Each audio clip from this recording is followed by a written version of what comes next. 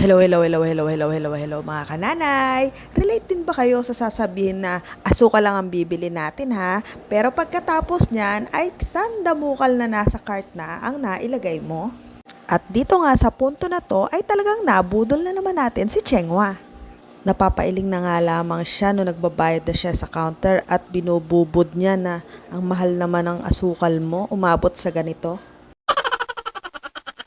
Kaya nga bilang pambawi ay sinabi ko sa kanya na huwag kakakong mag-alala at ipagluluto kita ng masarap at restaurant level na pagkain for tonight. Pag-uwi nga namin ng bahay ay nanda ko na yung mga ingredients na gagamitin ko para sa dinner namin tonight. Una ko nga binabad itong ating chicken breast sa salt, pepper at sa paprika at isinet aside muna natin para ihanda rin ang ating iba pang gagamitin. Gusto ko rin kasi at least once a day mapag-prepare ko ng home cooked meal yung mga anak ko kasi hindi rin naman natin alam kung anong kinakain nila sa loob at sa labas ng paaralan. Sumunod naman ay nagpainit na tayo ng kawali at nagtunaw na tayo ng butter. Bali sa butter siguro mga kalahating bloke na yung nailagay ko dito. Unti-unti ko kasi siyang nilalagay tapos yung iba hindi ko na na-videohan. At naglagay na rin tayo ng bawang. Siguro sa bawang mga 7 butil na malalaki ang inilagay ko. Sabay sa pagtunaw natin ng butter ay unti-unti naman nating pinamumula ang ating bawang. Sumunod naman ay naglagay tayo ng harina. Itong harina na to mga 5 piso ang pagkakabili ko sa tindahan.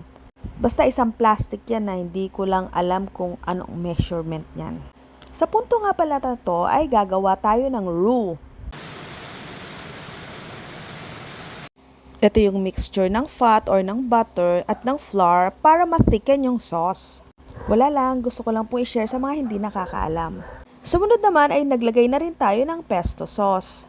Malamang sa punto na to ay may idea na tayo kung ano ang lulutuin natin for today's video. Sumunod naman ay naglagay na rin tayo ng shiitake mushroom. Bali 2 can ito ng shiitake mushroom at hiniwa-hiwa lamang natin sila ng papaganyan. At sumunod naman ay naglagay na rin tayo ng gatas, 1 buong gatas ang inilagay natin. Dahil mga nasa 1 kilo ang lulutuin natin for today. At sumunod naman ay naglagay na rin tayo ng pampalasa katulad ng chicken powder, 2 kutsara, pepper at saka yung asin. Dito naman sa mga pampalasa ay tansya-tansyameter lang ginagamit natin. Depende na rin sa gusto mong lasa, alat ng pagkain. At naglagay din nga pala ako ng cheddar cheese na nakita ko sa ref kaya sinot ko na rin. Mga nasa 4 na slices ang nilagay ko dito. At pagkatapos naman ay sinunod nating lagyan ng mozzarella cheese. At tapos naglagay na rin tayo ng parmesan cheese. Bali sa paglalagay ng cheese ay unti-unti ko lamang silang hinuhulog kasi nagbibigay na rin to ng alat So kinokontrol ko lang yung paglalagay ko ng alat sa aking gagamitin na sauce.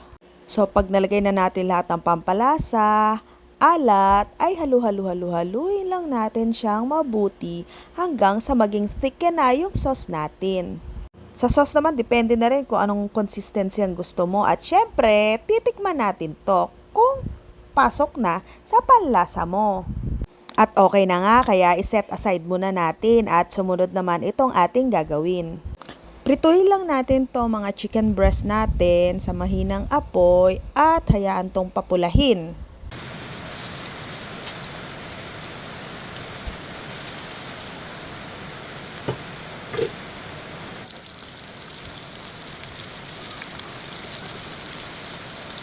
At sa kabilang kala naman ay nagpakulo na tayo ng tubig para naman sa pagpapalambot ng ating pasta.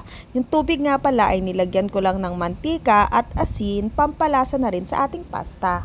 At nung maluto na yung pasta ay sinama ko na dito sa ating ginawang sauce at hinalo na rin. At pagkatapos nga sa ating pasta ay nagupit-gupit naman ako nitong ating lettuce at gagawa naman ako ng salad-saladan. Alam mo naman, pag may nararamdaman ng mga sakit-sakit sa tagliran, doon pa lang makakaisip ng mga healthy living.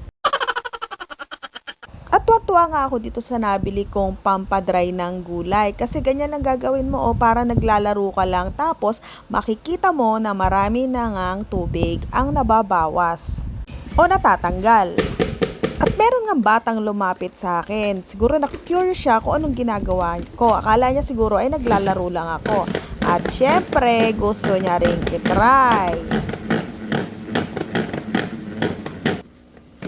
Spin it, spin it, spin it, spin it, spin it, spin it, spin it, spin it, spin it.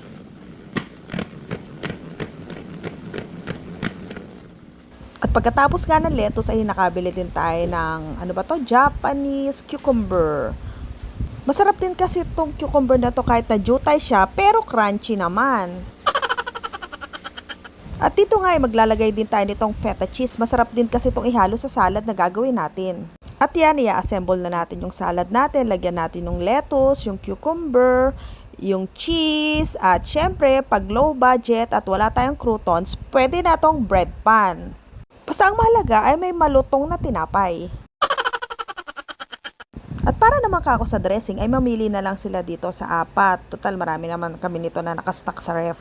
At para maubos na rin, bago pa to sa pita ng kanyang expiration.